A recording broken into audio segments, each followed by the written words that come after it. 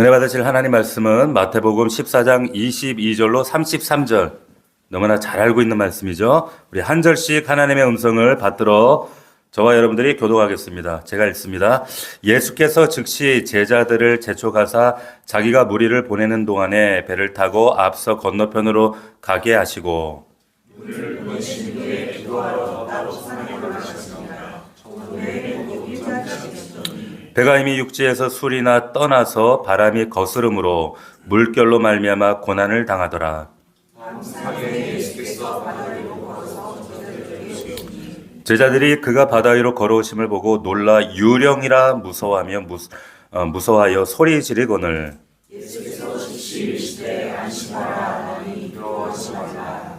베드로가 대답하여 이르되 주여 만일 주님이시거든 나를 명하사 물 위로 오라 하소서 하니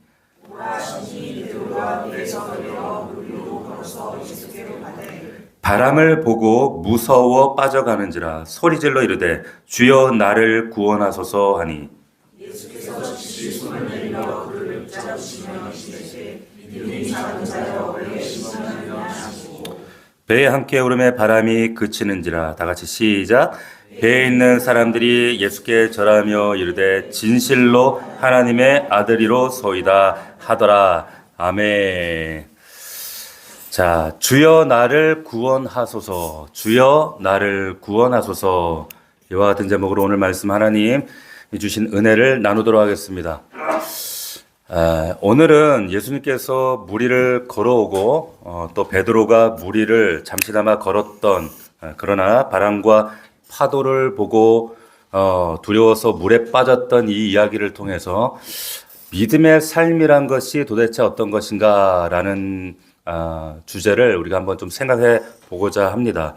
우리가 지금 다 신앙생활을 하고 있는데 여러분 믿음은 세 가지 단계가 반복됩니다.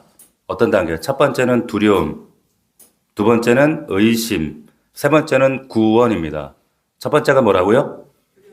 두려움, 두 번째 의심, 세 번째 구원. 신앙생활은 요 세 가지가 반복이 됩니다. 예수 믿는 사람도 여러분 믿지 않는 사람도 다 동일하지만 인생 살다 보면 두려움이 옵니다.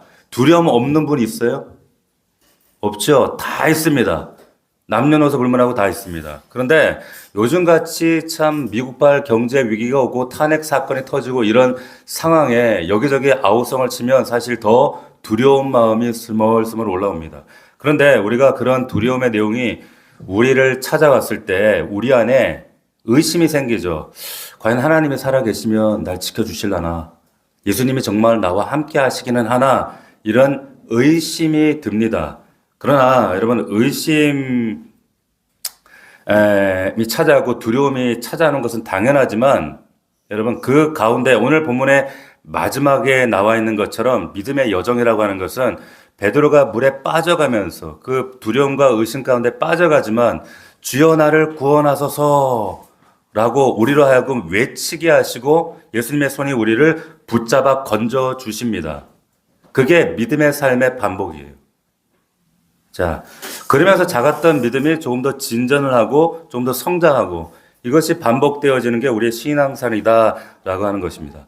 참 아쉬운 건 뭐냐면 여러분 들에 핀 꽃도 그리고 하늘을 나는 새도 하나님께서 우리의 결핍과 피로를 아시고 채우신다는 것을 아는데 우리는 그 하나님의 은혜를 참 더디 배워요. 그게 문제죠.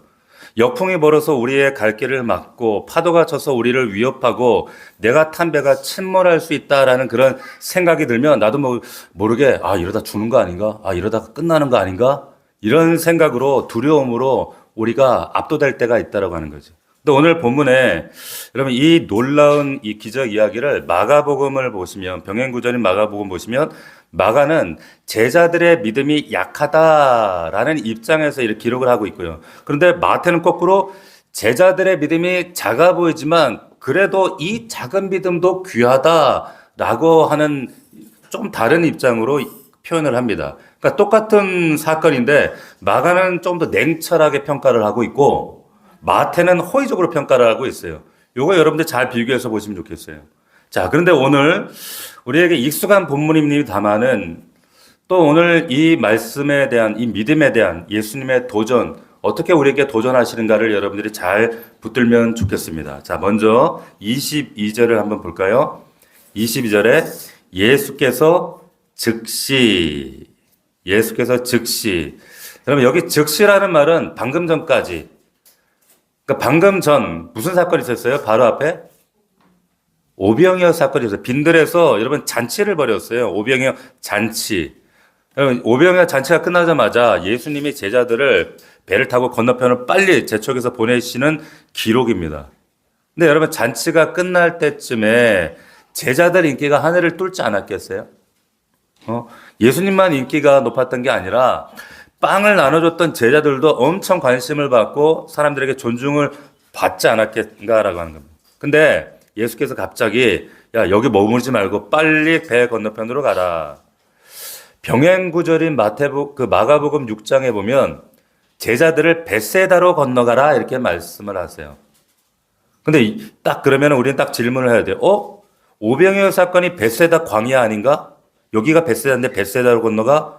야, 이거 모순이다. 이렇게 얘기하시는 분들이 있어요. 왜 그런가? 여러분, 갈릴리 주변에는 벳세다라는 지명이 여러 곳 있습니다.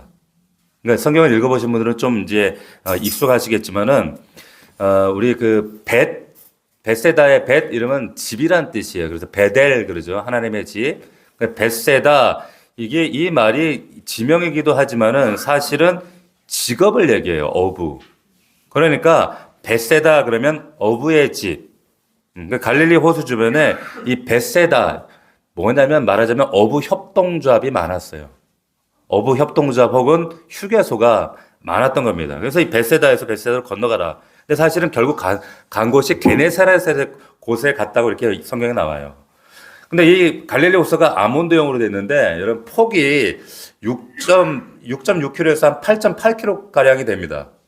근데 이 호수를 건너갈 때 유대인들은 이걸 호수라고 부르기도 하고 바다라고 부르는데 이유는 이 골짜기에서 급한 바람이 몰아치면 어느 날은 막 2m 파도가 칠 만큼, 그러니까 바다라고 불러도 방불할 만큼 그런 큰 호수였다는 거죠. 자, 그 건너편으로 건너가라 명하시고 예수님은 무리들을 해산시킨 다음에 홀로 산으로 올라가십니다.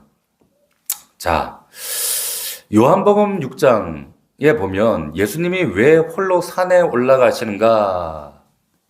그 이야기가 나오거든요.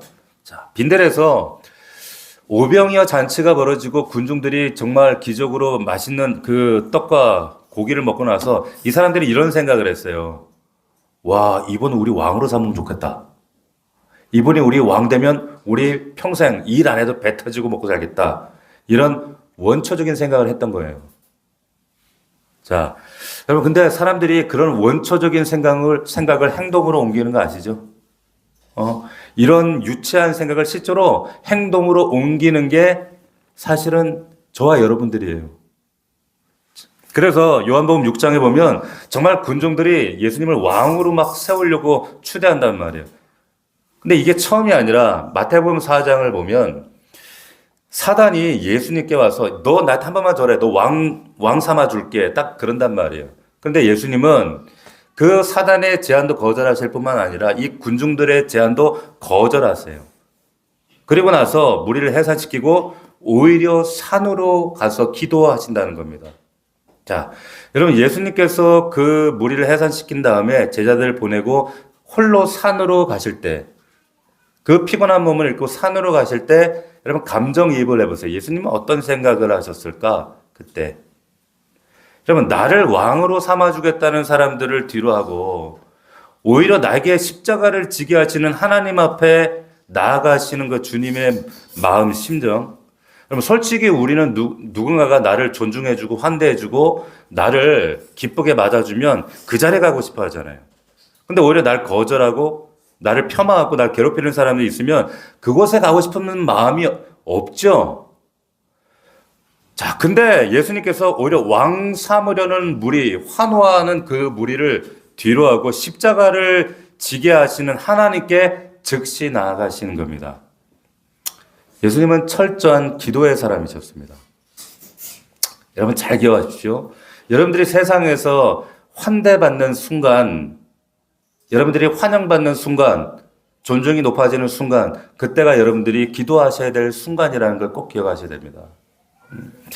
만약 우리가 예수 닮기를 원한다면 여러분 오늘 말씀 보고 물 위를 나도 걸어야지 그런 물 위 걷는 연습을 하는 것이 아니라 예수님처럼 기도의 자리로 나가시는 그 훈련이 먼저 필요하다는 겁니다.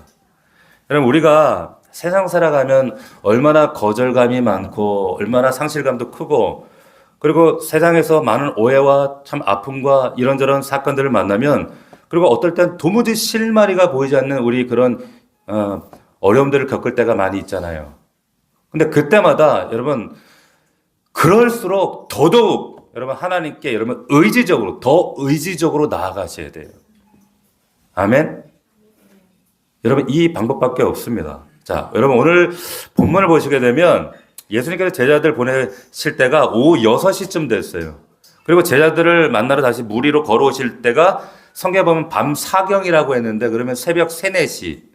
그러면 6시부터 3, 4시까지 9시간을 예수님은 기도하셨다는 얘기예요. 9시간을. 여러분 기도의 질이 중요해요? 양이 중요해요? 예? 둘 다 중요합니다. 아시겠어요? 9시간 기도하셨다니까요. 목사님 저는 기도의 질이 괜찮은 사람이 그런 거 없어요. 양에서 질 나오는 거예요. 질에서 양은 나오지 않잖아요. 그러면 질도 필요하고 양도 필요합니다. 여러분들 정말 예수님 닮기를 원하신다면 첫 번째 여러분들 신앙의 목표가 기도하는 사람이 돼야 돼요. 기도하지 않으면 여러분 우리는 세상에 환대하는 자리에 거기에 혹할 수밖에 없어요.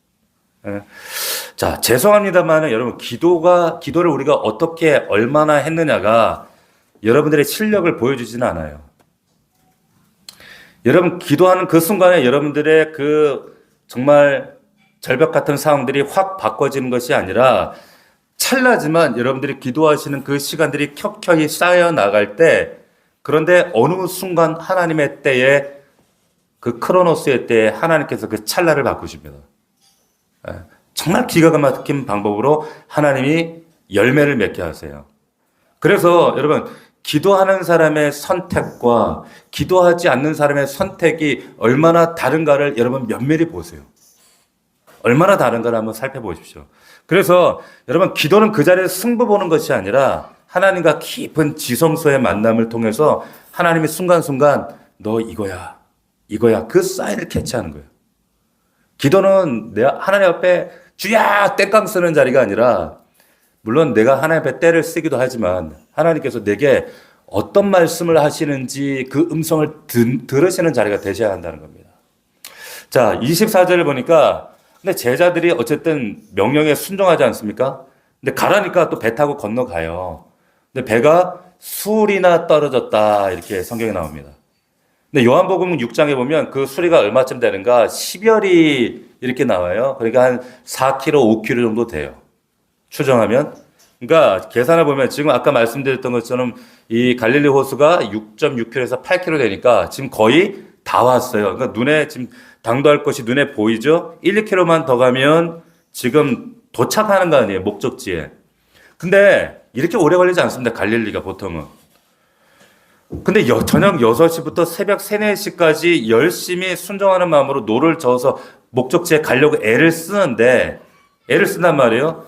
근데 노를 젓는데 못 간단 말이에요. 왜 그런 일이 벌어지는가? 여러분 24절에 보면 그 원인을 말합니다. 원인을 뭐라 그럽니까? 바람이 거스름으로. 역풍입니다. 역풍. 그럼 배가 녹아있다고 앞으로 나가는 게 아니라 역풍을 만나면 그냥 제자리에 머물러요. 전진을 못합니다. 한번 생각해 보세요. 배 안에서 아무리 노를 열심히 순종하는 마음으로 졌는데 역풍을 맞아서 안 나가는 거예요. 건너편이 지금 눈앞에 뻔히 보이는데 아무리 노를 저어도 목적지에 도달을 못하는 거예요. 여러분 이걸 영적인 우리의 삶과 우리 현실의 삶과 잘 오버랩해서 한번 분별을 해보세요. 나에게도 그런 상황이 있지 않은가? 제자들이 근데 야 맞바람 맞으니까 야 안 되겠다 돌아가자 이러지는 않고 또 순종하는 마음으로 또 명령에 순종해서 열심히 노를 젓습니다. 저요 역풍도 힘든데 그 다음에 보니까 갑자기 물결이 쳐요. 파도가 쳐요. 바람도 힘든데 물결도 힘든데 파도까지 쳐. 새벽 3시, 6시, 한 3시에서 6시 사이니까 이제 여명도 살짝 이제 비춰올 때고, 밝아오지 않겠어요? 그때 서서히? 근데 그때 물 위로 사람 형상 같은 게 걸어오는 거예요. 걸어와. 뚜벅, 뚜벅, 뚜벅. 유령이다! 놀래가지고. 근데 여러분, 이 상황을 여러분 잘 보실 필요가 있는데, 이 사건 전에 말씀드렸지만 어제 제자들이 뭐 했어요? 뭐 했죠? 오병이어 그 현장에서 먹을 거 나눠줬거든요, 사람들한테. 한번 생각해 보세요. 내가 이 지금 물고기 떡을 나눠줄 때 막 이게 막 증식이 되는 걸 눈으로 목도하니까 얼마나 신기하고 재밌겠어요? 재밌기도 재밌겠지만 장정만 5천 명이라 그랬어요. 2만 명한테 여러분 서빙했다고 생각해 보세요. 얼마나 힘들겠어요. 우리 어떤 집사님이 일을 하시는데 900명 식사를 준비하는데 너무 힘들대. 900명인데 여기는 2만 명이라니까. 이걸 서빙을 한 거예요. 죽을 맛입니다. 체력 소모가 얼마나 참 대단하겠어요. 근데 더군다나 지금 그 지친 상태로 밤새 노를 젓고 옷을 흠뻑 젖고 한숨도 못 잤고 맞바람 맞아가면서 가는데 파도 치니까 또 얼마나 추위에 떨면서 그렇게 가고 있는데 그러니까 또 순종하는 마음으로 노는 포기하지 않고 가는 거예요. 근데 저 위에서 사람 형상 같은 게 뚜벅뚜벅뚜벅 오는데 그런 생각 하지 않겠어요? 그러면 그쯤 되면 야 저거 갈릴리 빠져 죽은 귀신인가 보다. 내가 저 귀신 보는 거 보니까 나도 우리도 죽나 보다. 그랬을 거라고. 안 그렇겠어요? 근데 예수님께서 이것들이 날 귀신으로 보내 이렇게 책망하지 않으시고 말씀하세요. 뭐라고 하세요? 안심하라. 나니 두려워하지 말라. 안심하라. 나니 두려워하지 말라. 자, 첫 번째 안심하라 이 말은 쉽게 얘기해서 용기 내라 그 뜻입니다. 안심하라. 용기 내라. 겁먹고 두려운 제자들에게 또 우리들에게 용기 내라. 나니라는 말은 모세가 하나님 만났을 때 호렙산에서 자기 자신을 하나님이 모세에게 계시할 때 뭐라고 하셨어요? 나는 스스로 있는 자다. 이렇게 말씀하신 그 표현의 헬라식 표현입니다. 그러니까 나는 스스로 있는 자다. 내가 바로 하나님이다. 그럴 때 쓰는 표현이 나니라고 하는 표현이에요. 그러니까 예수님께서 용기 내라. 내가 바로 그 하나님이다. 그리고 두려워하지 말라. 자기의 정체성을 말씀하시는 거예요. 물 위에 서서. 자, 베드로가 그제서야 예수님이신 걸 깨닫죠. 만일 주님이시거든. 여러분 잘 들으세요. 잘 들으십시오. 여기서 베드로의 믿음이 움돋기 시작하는 거예요. 움돋아요. 보세요. 어제 무슨 일을 했냐면 그동안에는 제자들이 기적을 행하시면 그 옆에서 지켜봤어요. 와 신기하다. 그런데 어제 오병이어 기적을 행하실 때는 자기들이 빵을 나눠주면서 그 기적에 동참했어요. 그러니까 베드로가 지금 물 위로 걸어오시는 예수님 보면서 바람을 기고 풍랑을 기고 파도를 거스려서 오시는 예수님을 보면서 어쩌면 나도 어제처럼 이번 기적에도 나도 동참할 수 있지 않을까? 이건 믿음이에요. 믿음입니다. 그 믿음이 찾아온 거예요. 두려움 가운데 믿음이 찾아왔던 거예요. 그래서 베드로가 죽기 말죠. 주님 저에게 명령하시면 저도 물 위를 걸을 수 있을 것 같습니다. 주님이 오라. 자, 주님 어제 축사하시고 빵 나눠주실 때 주님 명령하심에 우리가 순종해서 우리가 했더니 그대로 그 기적 가운데 우리가 동참했고 그렇다면 주님 명령하시면 나도 물 위를 걸을 수 있을 것 같습니다. 오라 하시는 거예요. 자, 그 말씀 믿고 발을 밖으로 내디뎠어요. 근데 배 안에도 뭐 물이 넘쳐 난리지만 배 밖은 더 난리지 않겠어요? 파도가 더 높아. 자, 잘 보세요. 말씀은 하셨지만 현실은 어때요? 또 두려움이 엄습하는 거예요. 이것이 우리가 신앙의 딜레마가 이거예요. 말씀과 현실의 차이입니다. 갭. 이 갭이 충만할 때는 이게 작아. 그런데 충만하지 않고 말씀이 없을 때는 이 갭이 멀어. 잘 보세요. 그래서 배 안에 있을 땐 그래도 배가 날 보여주는데 배에 내리니까 파도 소리, 바람 소리가 날 더 압도하는 거예요. 엄습해 베드로를. 자, 30절을 보시면 베드로가 몇 걸음 못 걸었던 것 같아. 자, 잘 보시면 여러분 마태가 그 표현할 때 예수님이 무리를 걸을 때는 25절 보시면 바다 위를 걸으셨다 이렇게 표현해요. 근데 베드로가 걸었던 것은 29절에 보시면 무리를 걸었다 이렇게 얘기를 해요. 그러니까 아마 그냥 몇 걸음 걷다가 놀래가지고 빠진 거예요. 아시겠어요? 자, 무서워서 여러분 두려움과 의심 그 순간 물에 빠져들어갑니다. 잘 보세요. 안심하라 하시는 주님의 음성, 말씀과 약속이 있지만 그런데 두려움 그 사이에서 의심 사이에서 빠지는 거예요. 우리가 이 사이에서 신앙생활을 하고 있어요. 자, 안심과 두려움 사이에 신앙생활하고 있는데 성도들은 대부분 이 두려움 가운데 빠지더라는 거예요. 이 말씀을 수도 없이 벌고 우리 삶 가운데 간증이 있다 할지라도 자, 베드로가 소리 질러요. 사람 살려! 그러질 않고 뭐라고 불러요? 주님을 향해서 주여 나를 구원하소서. 우리 한 목소리로 시작. 주여 나를 구원하소서. 이렇게 외치잖아요. 여러분 31절 보십시오. 예수님 어떻게 하세요? 예수께서 즉시 손을 내밀어요. 여러분 이 즉시라는 표현을 잘 여러분 주목하셔야 됩니다. 22절에도 보시면 베세다 빈들에서 즉시 제자들을 보내세요. 그리고 26절 7절에도 예수께서 즉시 이르시되 안심하라 얘기하세요. 빠져 죽을 것 같은 지금 베드로에게도 지금 즉시 붙잡아 건지시는 거예요. 자, 여기 즉시라는 표현이 3번 나옵니다. 3번. 공통점이 있어요. 공통점이 뭐예요? 여러분 공통점이 뭐예요? 이 즉시 3번. 예? 즉시라는 표현 누구 행동을 묘사한 거예요? 예수님 행동 묘사한 거예요. 3번 다 예수님의 행동을 묘사한 주체가 예수님이다 그 말입니다. 예수께서 즉시 여러분 제자들이 긴박하고 절박할 때마다 즉시 지체 없이 바꿔 말하면 여러분들이 절박하고 정말 긴박할 때마다 하나님은 즉시 반응하신다니까요. 근데 왜 이 현상계와 저 초월계 하나님과 우리 사이에 갭이 있어요.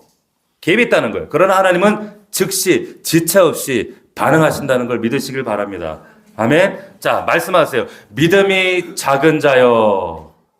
마가복음 보면 예전에 제자들이 또 이런 예수님 주무실 때 풍랑에 막 빠져가지고 제자들이 막 깨운 적이 있잖아요. 그때는 예수님이 일어나서 제자들에게 뭐라고 하셨는가? 믿음이 없는 자들아 이렇게 하셨어요. 그런데 오늘 본문에서는 약간 그래도 진전이 있는 거예요. 이게 뭐라 그러세요?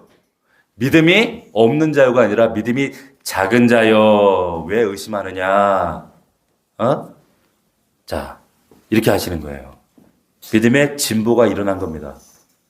그리고 베드로와 함께 배에 오르십니다. 베드로가 믿음이 있어서가 아니라 제자들이 믿음이 대단해서가 아니라 예수님이 오르시자마자 이제 풍랑이 잔잔해집니다. 제자들이 놀랐어요. 그래서 절을 합니다. 단순히 감사나 예범절의 절이 아니라 이건 하나님께 경배드렸다 그 뜻이에요. 그러니까 지금 그 순간에 이 제자들과 이 베드로의 인식 가운데 이 예수님은 사람이 아니라 단순히 선생님이 아니라 이분은 하나님의 아들이시구나라고 하는 인식과 함께 신적 경배를 드렸다 그 얘기를 하고 있는 거예요. 할렐루야. 우리에게도 이런 역사가 있단 말이에요. 근데 이 믿음이 여러분 조금씩 자라서 이제 좀 몇 장 뒤에 16장에 가면 드디어 마태복음 16장 16절에 베드로의 그 놀라운 고백, 주는 그리스도시요 살아계신 하나님의 아들입니다 라고 하는 그 믿음의 고백, 그 믿음의 고백의 단초가 되는 사건이 바로 이 14장이에요. 아멘. 하나님이 이렇게 만들어 가시는 거예요. 여러분 우리가 이 사건을 통해서 우리가 몇 가지 좀 생각해 볼 것이 있어요. 첫 번째는 뭐냐면 여러분 우리가 믿는 신앙인으로 살아갈 때 순풍을 만났으면 좋겠잖아요. 그죠? 항상 순풍이면 좋겠는데 그러나 역풍을 만난다는 겁니다. 여러분 이 사실 잊지 마십시오. 솔직히 여러분 삶 가운데 순풍이 많았어요? 역풍이 많았어요? 예? 역풍이 많았어요. 사는 게 호락호락하지 않아요. 대부분 다 역풍이라고 말씀하십니다. 그냥 예수님이 우리에게 너희들 사랑해라. 이 단순한 진리조차도 여러분 내 안에 막 사랑이 솟아나고 사랑하라고 하신 대상이 정말 뒤따 사랑스럽게 막 보이고 그리고 내가 그 사람 사랑을 표현할 때 그 사람이 사랑으로 반응해주고 응대해주면 좋을 텐데 그럼 뭐 사랑하는 게 뭐가 어렵겠어? 안 그래요? 다 하지. 그런 사람 누가 못해? 근데 먼저는 사랑하라고 하시는데 먼저 내 안에 사랑할 내 상태가 아니야. 컨디션이 마음이 뭔 놈의 사랑이요? 기분 나빠 죽겠는데 사랑하라고 하신 그 대상을 보면 사랑을 해야 되는데 막 속에서 벌써 울컥하고 불편하고 나는 친절하게 사랑을 베풀고 호의를 베풀었는데 그게 호의로 다시 돌아오는 게 아니라 날 비아냥거리고 나를 욕하고 날 핍박하고 날 공격하고 이러면 이 사랑 실천하는 게 싫거든. 하기 싫거든. 그래서 안 하잖아. 그냥 요즘 말로 손절하잖아. 손절. 여러분 보세요. 솔직히 말하면 우리 인생에 순풍이 아니라 역풍이 많고 더군다나 우리 그리스도인들이 예수를 따라 산다라고 하는 건 사실 그럼에도 역풍을 만난다는 건 순종을 안 해서가 아니라 순종을 하고 있는데 역풍을 만난다는 거예요. 여러분 톰 라이트라고 하는 영국의 유명한 신학자가 있습니다. 근데 이분이 참 재미난 글을 쓰셨어요. 한번 들어보세요. 어부가 직업인 제자들이 노를 잡고 애를 써도 바람을 거슬러 나아가지 못하고 있었다. 자, 이 세상에서 우리도 참으로 많은 것을 발견하고 배우고 발명해도 정말 중요한 일들 앞에서 무기력한 경우가 참 많다. 전쟁을 치르는 대단한 무기들을 기계들을 발명했지만 평화를 가져오는 기계는 아직 아무도 만들어내지 못했다. 이 대단한 통찰력 아니에요? 보세요. 전쟁을 만드는 무기들이 얼마나 드론을 띄우는 시대요. 뭐 핵폭탄을 넘어서 드론으로 한다니까. 로봇가 전쟁하는 시대입니다. 그런데 아무도 평화를 만드는 기계를 만들지 못했다는 거예요. 또 사람을 달로 데려갈 줄은 알아도 굶주린 이들에게 먹을 것을 가져다 줄 줄 모른다. 화성을 쏘고 달에 사람을 보내는데 못할 게 뭐가 있겠어요. 이런 과학 첨단 시대에. 그런데 굶주린 이들에게 먹을 걸 가져다 주는 사람은 잘 없다는 거예요. 모순이죠. 자, 심해에서 노래하는 고래소리의 노래소리 들을 수 있지만 바로 옆골목에서 울부짖는 인간의 울음소리는 듣지 못한다는 거예요. 잠수정 타고 고래가 소통하는 그 소리를 녹음하는 시대인데 그런데 내 앞집에 내 옆집에 신음하고 있는 이웃의 목소리는 듣지 못한다는 거예요. 자, 이 말은 무슨 말이냐면 인간 스스로가 결국 역풍을 만들어내고 있다 이 말이에요. 맞아요? 그렇지 않습니까? 자, 그래서 우리가 지금 순종한다 할지라도 사실은 순풍이 아니라 그래서 우리가 삶 가운데 많은 역풍을 만나고 있는 겁니다. 그렇게 쉬운 일인데 노젓는 게 그렇게 쉬운데 어려운 일은 아니잖아요. 그런데도 아직 도달을 못하는 겁니다. 여러분 가장 무시무시한 역풍이 뭔지 아세요? 죄 아니에요 바로? 죄? 내 안에 선한 계획이 있는데 근데 내 안에 내 양심 안에 선함이 그래도 조금 있는데 늘 내 안에 죄라고 하는 것이 또 다른 죄가 역풍을 만들어낸다고요. 부부가 사랑하고 싶지 않은 부부가 어디 있겠어요? 행복하고 싶지 않은 가정이 어디 있겠어요? 그런데 꼭 가정 안에 가까운 사람이 역풍을 만들어낸단 말이에요. 맞아요? 더군다나 여러분 역풍이 불어도 그래도 노 젓고 나아가는데 진짜 무서운 건 여러분 파도 아닙니까?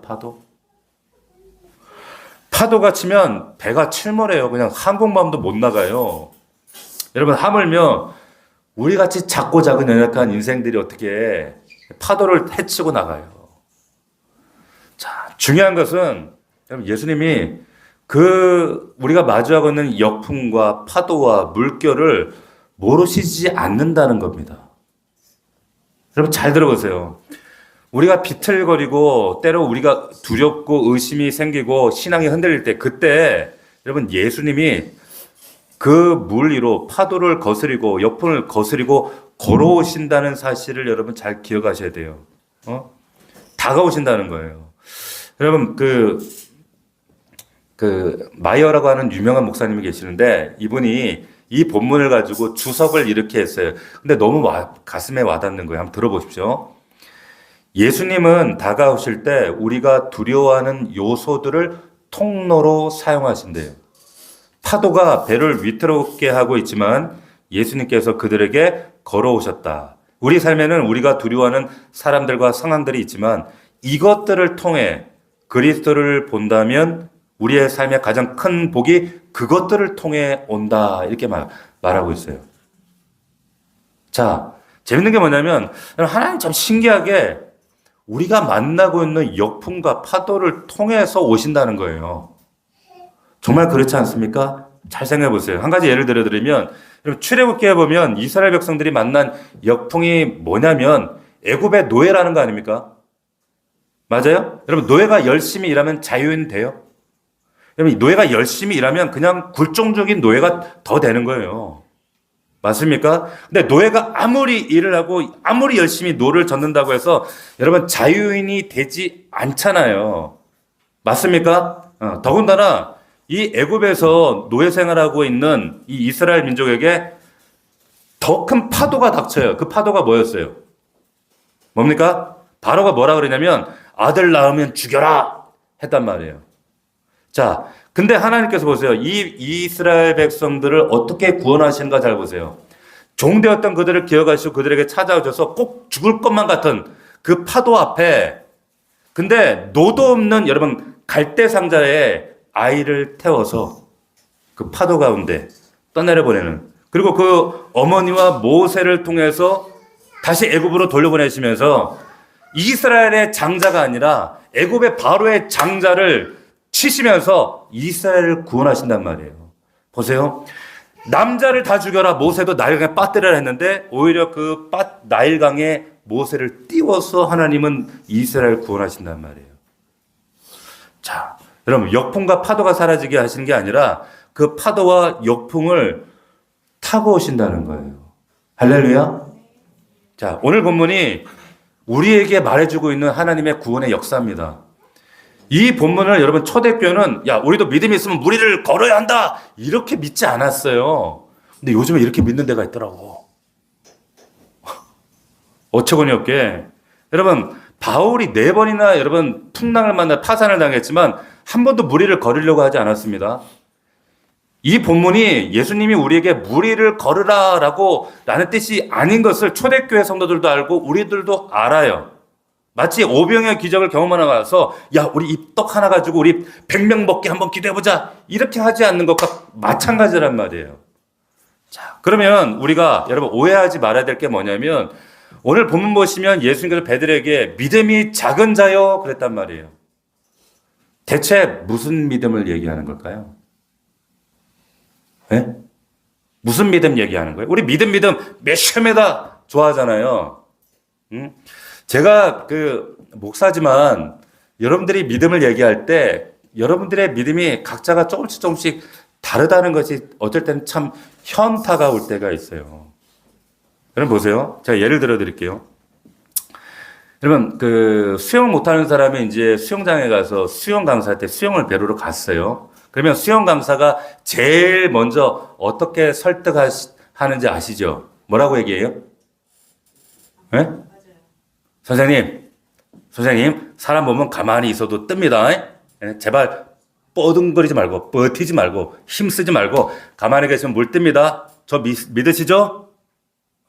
이런단 말이에요. 그러면 이 강사가 말하는 믿음의 내용은 뭐예요? 잘 생각해 보세요. 자, 수영 못하는 사람이 수영 강사한테 이제 이 얘기를 듣는단 말이에요. 여기에 저 물에 뜹니다. 저 믿죠? 그러면 이 믿음의 내용이 뭐예요? 예? 보세요. 여기에는 이 믿음의 3가지 내용이 있어요.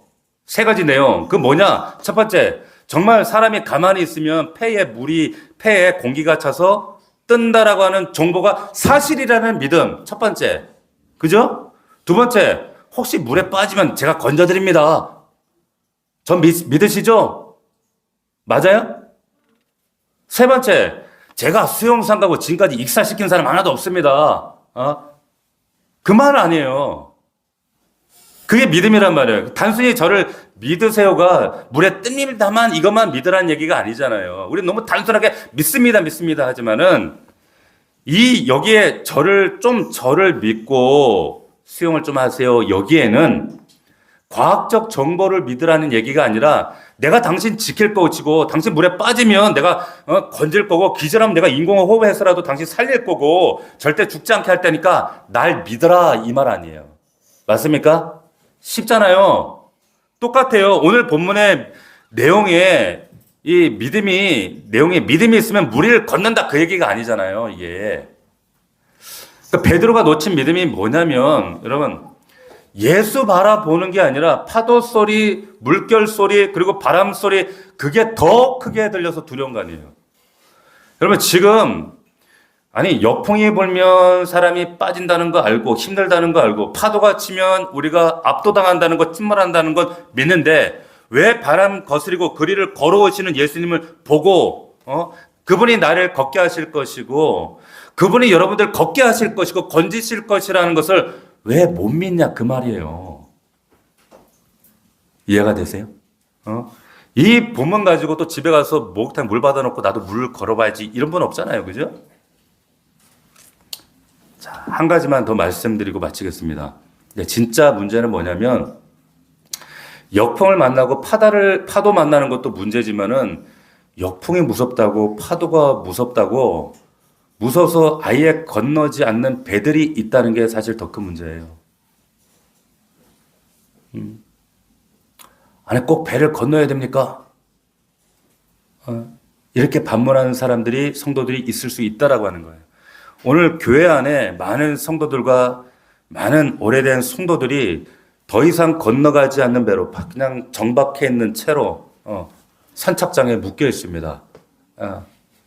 어떤 목사님이 이런 얘기를 하셨더라고요. 이 본문을 주석을 할 때 교회는 그 나라의 방주다. 그러나 때로 교회는 해안에서 멀리 떨어진 채 강과 파도에 위협받는 자신을 발견한다. 교회가 신실하면 언제나 해안에서 멀리 떨어져 있을 것이다. 더군다나 어떤 사람들은 안전한 곳에서 나와 물 위로 걷도록 명령을 받을 것이다. 이해가 되시나요? 여러분, 물 위를 진짜 걸으려면 선착장 나와야죠. 그럼 결론의 말씀으로 우리 시편 우리 77편을 이 말씀 한번 같이 한번 찾아봤으면 좋겠습니다. 시편 77편입니다. 16절 구약 성경 우리 한번 다 찾아보시고 정말 여러분들 영혼 안에 그 하나님이 지금 걸어오세요. 구약 성경 856면 시편 77편 16절을 보시면 제가 읽겠습니다. 77편 16절입니다. 하나님이여 물들이 주를 보았나이다. 물들이 주를 보고 두려워하며 깊음도 진동하였고 우리는 사람이 물을 두려워하는 게 물들이 하나님을 두려워해요. 17절 구름이 물을 쏟고 궁창이 소리를 내며 주의 화살도 날아갔나이다. 회오리 바람 중에 주의 우레소리가 있으며 번개가 세계를 비추며 땅이 흔들리고 움직였나이다. 근데 중요한 거 그 다음이 중요해요. 같이 한번 읽어봅시다. 19절 시작. 주의 길이 바다에 있었고 주의 고든 길이 큰 물에 있었으나 주의 발자취를 알 수 없었나이다. 아멘.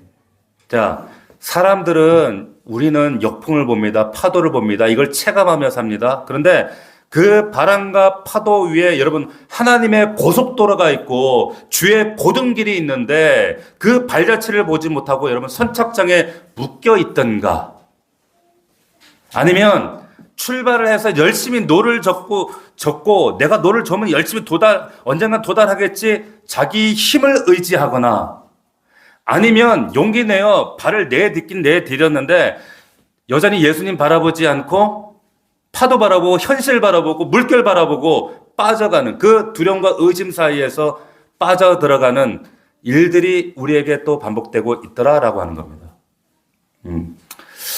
자, 오늘 말씀 전하면서 여러분들에게 이렇게 결론의 말씀을 드리고 싶습니다. 여러분 용기 좀 내십시오. 용기를 내십시오. 여러분 역풍 없는 세상 없고 그런 그리스도인의 삶은 없습니다. 단언컨대 여러분, 그러나 파도가 친다고 걱정하지 마십시오. 주님 좀 믿으십시오. 배가 물에 뜨니까 안심하라 그 말이 아니잖아요. 예수님 우리를 건지실 것이고 오늘 말씀에 근거하면 우리를 구원해 주실 것입니다. 예수님이 바람이 없다고 우리 속이지 않습니다. 파도가 없다고 우리에게 거짓말 하시는 분이 아니에요. 그러나 여러분, 바람을 거스리고 파도를 거스리고 물결을 거스러서 주님이 우리를 찾아오십니다. 할렐루야. 여러분, 신앙은 그 두려움과 의심이 우리를 압도해 올 때, 찾아올 때 다시 주님을 보고 주님 나를 구원하소서 이렇게 외치면서 그 순간 나를 붙잡아 건지시는 그 예수의 손을 경험하는 것이 신앙생활입니다. 아멘. 그때 여러분 우리의 두려움이 기쁨으로 바뀌어지고 우리의 패배가 승리로 환원되어지는 거예요. 이 반복이라니까요. 여러분, 그래서 그 고난을 통해 파도 앞에 우리가 섰을 때, 극복했을 때, 그 건지신 주님을 만났을 때 정말 살아계신 하나님에 대한 실제를 경험하게 되어지고 정말로 꼭 실패할 것 같은 그런 그 자리에서조차도 그 하나님의 건지심을 체험한 이후에 진짜 하나님 살아계시는구나 라는 사실을 우리가 명명백백하게 깨닫게 되어집니다. 여러분, 교회는 예수를 설명하고 예수를 세상에 설득하는 공동체가 아니라 그 구원받은 자들이 그 예수를 증명하고 간증하는 공동체입니다. 할렐루야. 그런 저와 여러분들 되기를 주의 이름으로 축원합니다. 축복합니다. 기도하겠습니다. 우리 1분간만 기도할 때 하나님 나를 구원하소서. 각자의 삶의 형편과 어려움과 문제가 우리 다양하지만 건지시는 그 주님을 신뢰합시다. 주님은 반드시 바람을 거스르시고 파도를 거스르러 오십니다. 나의 고난을 통해 주님은 오십니다. 그 하나님을 신뢰하며 주님 나를 건지시고 그 하나님을 바라볼 수 있도록 도와주옵소서. 주님 나를 구원하소서. 우리 함께 기도하겠습니다. 살아계신 하나님 아버지 감사합니다. 아버지 함께하여 주시옵소서. 아버지 하나님, 역풍 없는 세상이 없고 파도가 없는 세상이 없습니다. 아버지 하나님, 예수님께서 우리에게 바람이 없고 역풍이 없고 파도가 없다고 우리를 속이지 않으십니다. 파도가 위험하지 않다고 말씀하지 않으십니다. 그러나 그 바람을 거스르시고 파도 위로 길을 내시며 하나님의 길을 내시며 우리에게 찾아오시는 줄로 믿습니다. 아버지 하나님, 나를 구원하여 주옵소서. 우리의 영혼과 우리의 가정과 우리의 삶을, 우리의 자녀들을 건져 주시옵소서. 함께하여 주시기를 원합니다. 도와주옵소서. 붙드시고 역사하시는 그 하나님을 체험하고 간증하고 고백하는 공동체가 되게 하여 주시기를 원합니다. 아버지 하나님 도와주시옵소서. 함께하여 주옵소서. 하나님,